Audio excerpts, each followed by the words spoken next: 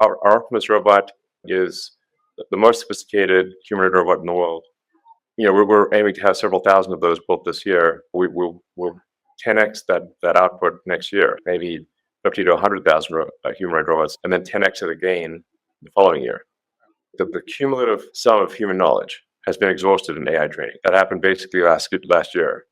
Pretty much any cognitive task that doesn't involve atoms, AI will be able to do within 3 or 4 years. The FBI had this portal into Twitter where they could spy on anything and censor anything, and had a 2-week auto delete. So we don't even know what they did. I might start off with kind of a big overall question, and I'll do some questions, and then we'll get some questions in from the group. I have to say that I've been actually a Tesla owner for many years. So great, thank you. You're clearly someone of great taste. I know. Well, I will say that I drove from Miami to Fort Lauderdale to meet my brother for dinner, about 40 miles, and I did not touch. Well, I touched the wheel. Let me tell you that the Tesla. The car drove itself, and you did not need to intervene. It did not need me for this entire ride. Yeah. So it's pretty magical. It's like when you tell people that they've not experienced it, they don't believe you. Yes, and I didn't believe me either. Because I've been a skeptic about how far it would go. Sure. And your latest releases of software are really incredible. So thank you. People to try them. As a big question, coming in the next decade, what do you think is going to be the greatest advances in technology that will affect people's lives? What should they be expecting to see here from technology in their lives? Well, I don't want to blow your minds, but AI is going to be big. I feel confident in that prediction. Well, the funny thing is, if you go back even 5 years ago, certainly 10 years ago, even 15 years ago, I was saying AI is going to be like this massive thing that has deep super intelligence, smarter than the smartest human. People thought I was kidding. There's no way the computer's going to be smarter than a human and be able to do all these complicated things. And now the latest AIs are able to pass complicated tests better than most humans. They can pass the medical test better than 80% of doctors or something. They can diagnose radiography better than most people who've been doing it their whole life. So that's just accelerating, obviously. And I think if you haven't seen Jensen's talk, it's excellent. It really shows how much AI is advancing. And it's advancing on the hardware front, on the software front, in terms of data. This is like the new sort of thing is synthetic data, because we've actually run out of all the books, and you literally run out of, you take the entire internet and all books ever written, and all interesting videos, and you've now exhausted all of basically the cumulative sum of human knowledge has been exhausted in AI training. That happened basically last year. And so the only way to then supplement that is with synthetic data, where the AI it'll sort of write an essay or it'll come up with a thesis, and then it will grade itself and sort of go through this process of self-learning with synthetic data, which is always challenging, because had if it hallucinated the answer or it's a real answer. So it's challenging to find the ground truth. But it is pretty wild that AI at this point has run out of all human knowledge to train on. Crazy. I know that you're building for Grok the largest AI center on the planet. And we already have, yeah. It's an operation. Microsoft is planning $80 billion, where I used to work for a while. But that's a lot of money by anyone's standards. I did a poll, and we asked, does AI making a difference in your life today? 13% said yes. And they said, in 5 years from now, will AI make a difference in your life? 87% expect in 5 years it will make a difference. What is it going to do for people? Is it going to put anything them you want, work or to work? AI will do anything you want, and even suggest things you never even thought of. So AI really, within the next few years, will be able to do any cognitive task. It obviously begs the question, what are we all going to do? Pretty much any cognitive task that doesn't involve atoms, AI will be able to do within, I'd say, max 3 or 4 years, maximum. And then, now, another element of it is the robotics. The AI can't just be thinking in a data center. It's got to do things. So that's where you need the robots. So, and you need, self-driving cars, which obviously you've experienced, and that rate of improvement is exponential in how good the self-driving cars are. We feel confident in passing basically being better than human driving in about 3 months, basically Q2 of this year. We feel confident of passing, having a probability of accident that is better than the average experienced driver. And then it'll keep going from there. Ultimately, I think it's going to be 10 times safer than a human driver, and then 100 times safer. Like it's to the point where really it just won't crash. So that's happening this year with Tesla. So Tesla, and this is a software update to a car, as you experienced yourself. It's the same car. It got a software update, and suddenly it's way smarter at driving. Well, let me try a few timelines then, because I'm not the youngest guy around. I want to be there first. Whereas technology. My standards for what is young get older every year as I get older. I used to build computers in kits, right? When you couldn't buy them yet. And I don't have to do that anymore. Yeah. So some timelines, self-driving cars, government certified self-driving, you think will be within a year? Well, I mean, there already are autonomous, in some regions, like Waymo has autonomous vehicles with no one in it, but they're limited to like a few cities in the US. The Tesla solution, which is a much more difficult path to go, but ultimately much more powerful, is a general solution to self-driving. So the Tesla software is just purely AI and vision. It doesn't rely on any expensive sensors, no LiDARs, no radars, or it doesn't even require knowing the area beforehand. Like you could have it drive someplace it's never been before and no Tesla's ever been before. It could even be an alien planet. I mean, and the car will still work, still drive. So that's this year, And when can I get a home robot? Well, that's the other element, humanoid robots. I think probably most people, if not everyone, would like to have their own personal C-3PO R2-D2. And I actually think humanoid robots will be the biggest product ever in history by far. I agree. Yeah, it's just wild, because you can just say, well, every human is going to want one, most likely, and then there'll be all of industry in terms of providing products and services. So that you have to say, what's the ratio of humanoid robots to humans? My guess is it's at least 3 to 1, 4 to 1, maybe 5 to 1. So we're talking about 20, 30 billion humanoid robots. It's not even clear what money means at that point, or if there's any meaningful cap on the economy.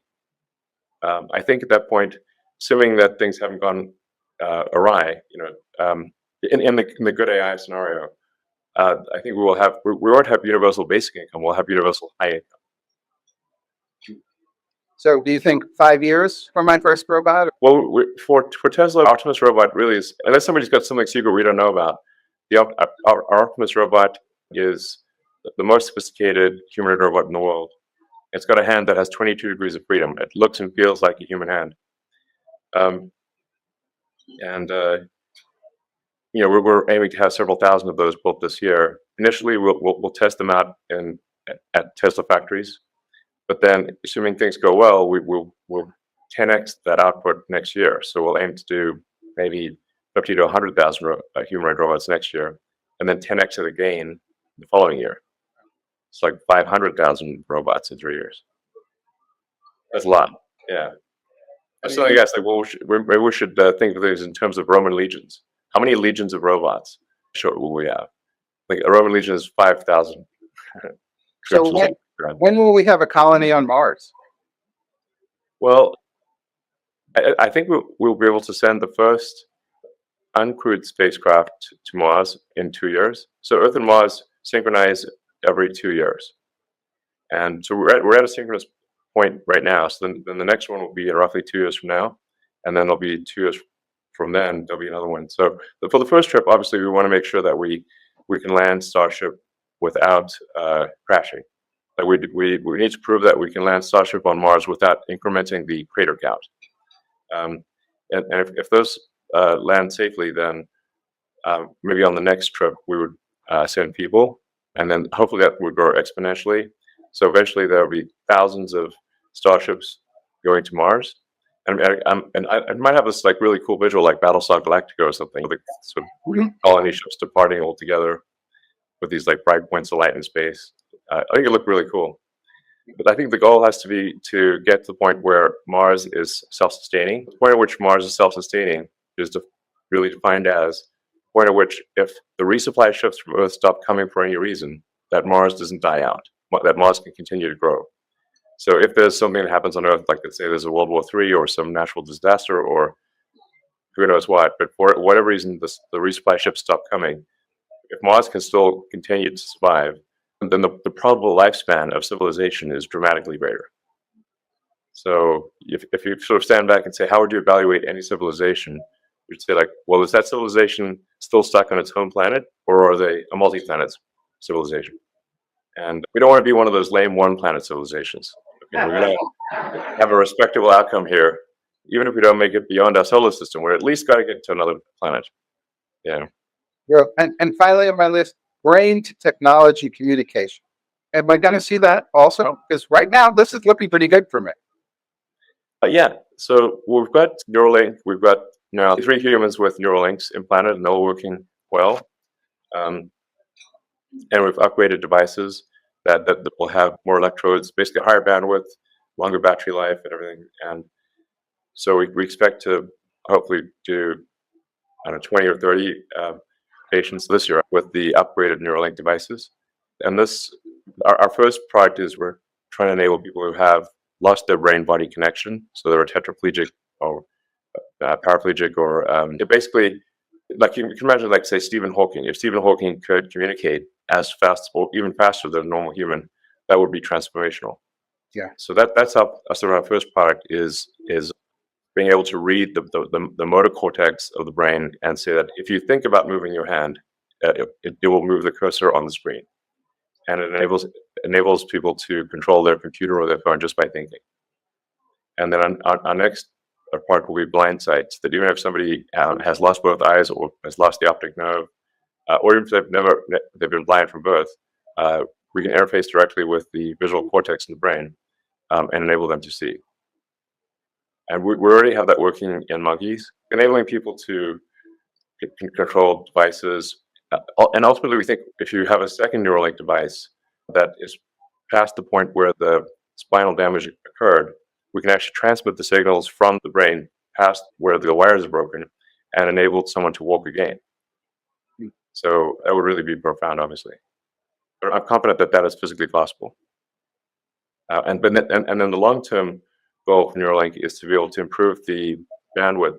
So right now, when we're speaking, our bandwidth in bits per second is quite low, and the sustained bandwidth of a human is less than 1 bit per second over a 24-hour period. So there's 86,400 seconds in a day, and the average human outputs much less than 86,400 bits in a day.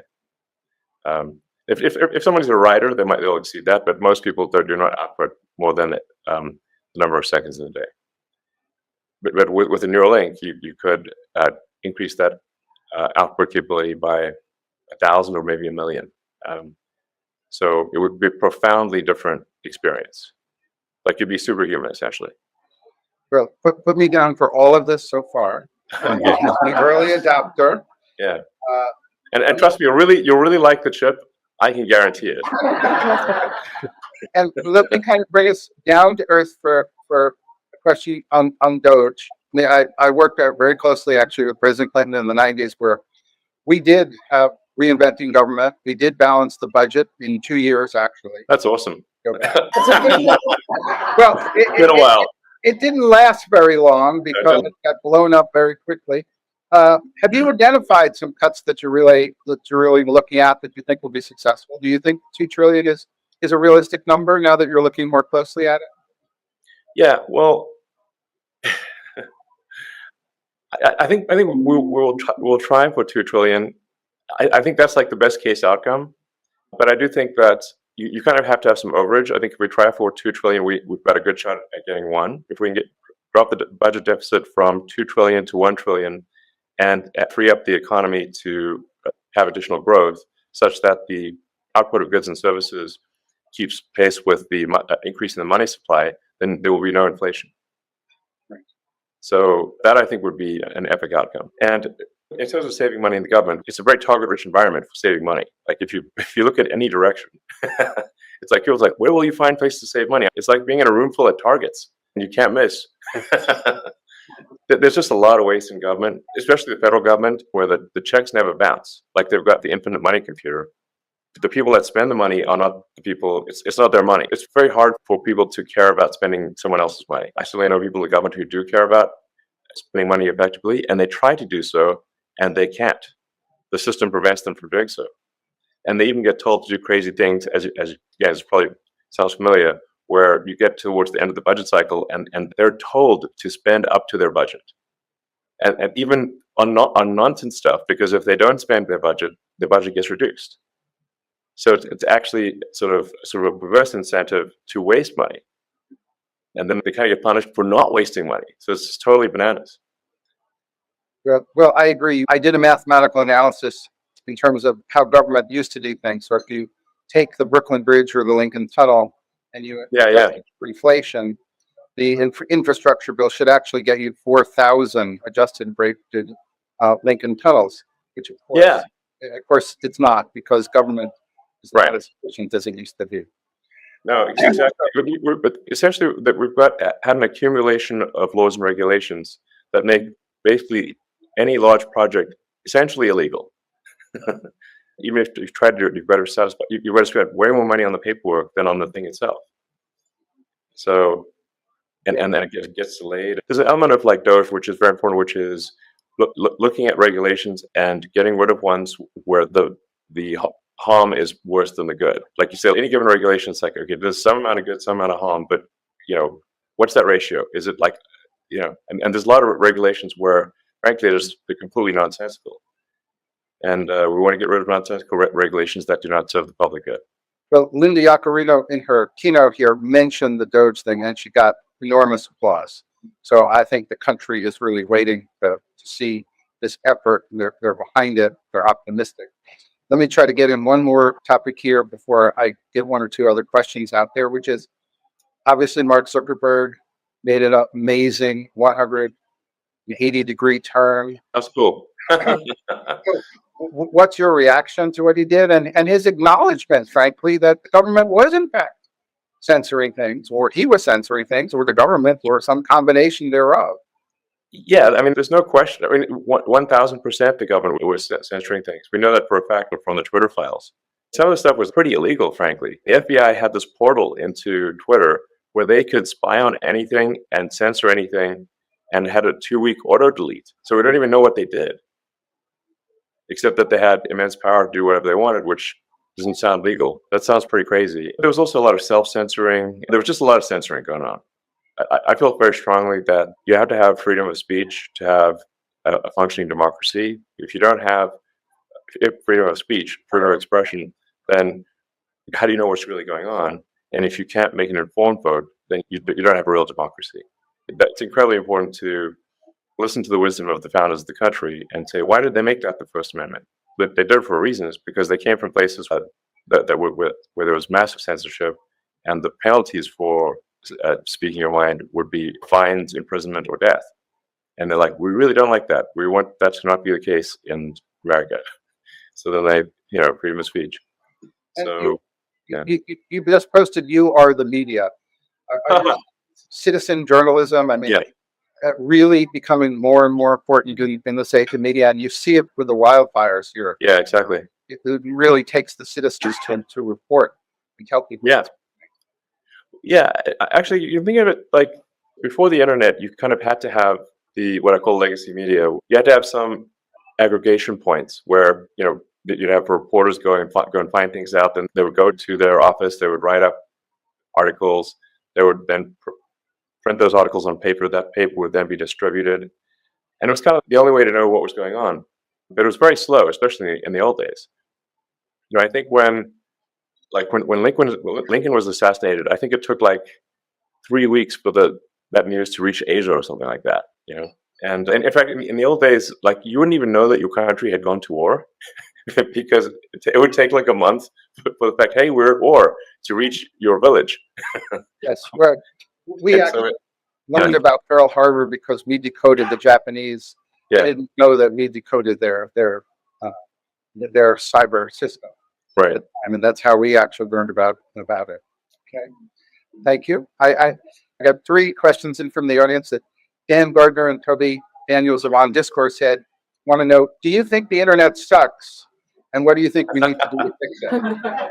You mean the content on the internet or your internet connection? Because Starlink can help you on the internet connection.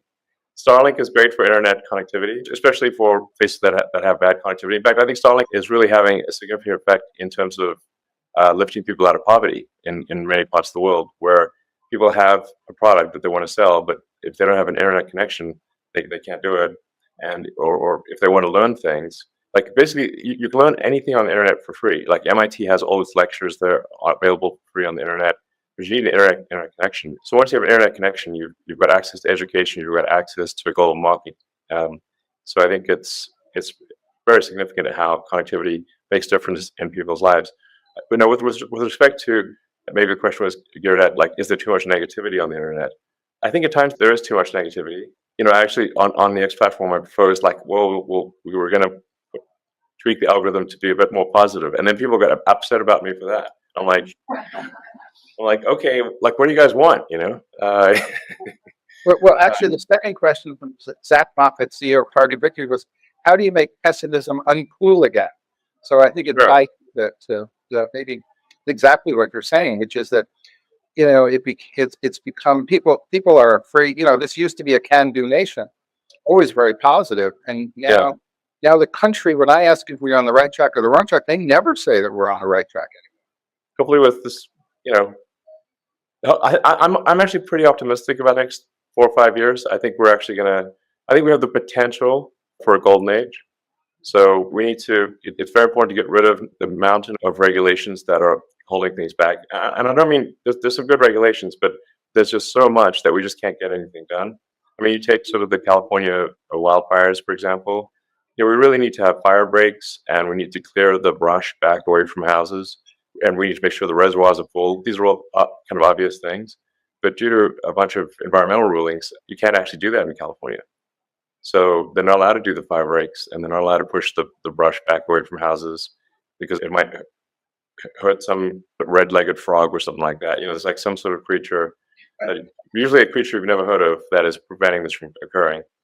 There's like this fish called the smelt, for example, and so we have far more freshwater runoff into the ocean than we should, really, on the theory that it helps this one little fish that likes a slightly briny freshwater saltwater mix. And if we keep more freshwater, then the smelt fish will not be happy. But there's no actual evidence that the smelt fish is going to be unhappy if we keep a bit more fresh water, in fact. So we should keep more fresh water, keep the reservoirs full, and just have some sensible fire breaks and move the brush away from houses. That's just an example of, like, we've saved a lot of trouble, a lot of tragedy in LA. I think AI and robotics is going to lead to a higher standard of living for people beyond what they can imagine. Well, I think we're going to have AI doctors in medicine that are pretty incredible. So. That's the final question. She says from Catherine Heritage. I got that right. If all the robots and everything frees up time for humans, what is it they will do with that time, or what can we ask them to do with that time? And I think that's question that rounds out the circle of technology. Yeah, I guess it would be a bit like being retired. I mean, this will take a few years, but at some point, as AI and robotics get better, eventually AI will be able to do everything that humans can do. So any task you do will be optional. Like, it'll be like a hobby, or, so now it is a big question. Well, like, will our lives have meaning if the computers and the robots can do everything better than we can? And that is a real question. I do wonder about that myself, and that's why we need the Neuralink, so we can enhance human capabilities, so we can keep up with the machine. Yeah. Well, I just want to thank you for it's obviously incredibly optimistic view about technology and where it's going. I feel reassured that the kind of leaps that are going to be made, particularly what's working on, are just incredible in the next few years. Not decades away, but Right, really, very close. really talked in terms of years consistently. I'm very thankful for that. And I think that's, absolutely tremendous message here at the, where we are in Las Vegas, kind of study what technology is going to be available to people. And really, again, thank you for the tremendous role in opening up free speech, role that X and, Linda is playing in terms of that. I know that we're working to get full recognition by everyone of the platform as it should be, because free speech is I think, the proper way to go. Yeah. I think on balance it's good, and one of the things I try to create conceptually with the X platform is like it's like a global consciousness. It's like collective consciousness of humanity. Now, if you have a collective consciousness of humanity, well, you're going to get every aspect of humanity, good and bad. That's just naturally what happens.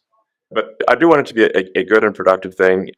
I have the aspiration is to maximize unregretted user minutes. So, like, you spend time on the platform. It's like, well, did you regret it or not regret it? And we want to maximize unregretted user time. I always say that everything in technology was either in the Jetsons, Star Trek, or more or less, right? But the one thing that was never predicted in any book that I could find is social media. So it's the one thing that they never really, there's no book built around how social media would develop, how it would really impact society, how it moved politically, and so forth. And it's interesting that everybody missed that in their projections. And so I guess the last closing question maybe is what do you want X to be, and where is that platform going to go? And I think that's great. Well, I do want X to be a force for good.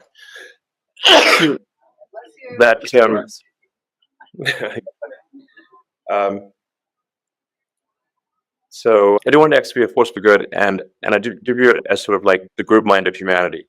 And we want to have a sort of a healthy, happy, and sane group mind versus the opposite. And I want it to be just like the best source of truth. Like, if you're trying to understand what's going on in the world, that it has the most accurate, the most up-to-date information about anything large or small. So it gives you the best understanding of what's going on in the world, anywhere, anytime. Yeah. Great. Thank you. Any closing thought you want to leave us with? Otherwise, I want to thank you for being so generous with your time. You're welcome. I think I would encourage people to be optimistic about the future. I think it is much more likely to be good than bad. So that's my prediction. Thank you.